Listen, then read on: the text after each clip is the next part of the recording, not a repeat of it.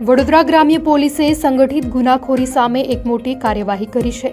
કુખ્યાત gang leader Rakesh ઉર્ફે લાલુ જયસ્વાલ અને તેના સાગરીતો વિરુદ્ધ Gujarat control of terrorism and organised crime act હેઠળ કડક કાર્યવાહી શરૂ કરવામાં આવી છે। વડોદરા ગ્રામ્ય જિલ્લા પોલીસ દ્વારા સંગઠિત ગુના ટોળકીના સૂત્રધાર રાકેશ ઉર્ફે લાલુ જયસ્વાલ અને અન્ય આરોપીઓ વિરુદ્ધ ગુસ્સી ટોક એક્ટ હેઠળ ગુનો દાખલ કરવામાં આવ્યો છે। પોલીસના અભ્યાસ મુજબ આ પાંચેય આરોપીઓ વર્ષ 2005થી પોતાની ગુનાહિત પ્રવૃત્તિઓ ચલાવી રહ્યા હતા। આ ટોળકી મુખ્યત્વે ગેરકાયદેસર નાણાકીય લાભ મેળવવાના ઈરાદાથી વડોદરા ગ્રામ્ય ઉપરાંત અમદાવાદ, સુરત અને છોટાઉદેપુર જેવા જિલ્લાઓમાં દારૂની હેરાફેરી અને જુગાર જેવી અસામાજિક પ્રવૃત્તિઓ ચલાવીને પોતાનું નેટવર્ક ઊભું કર્યું હતું।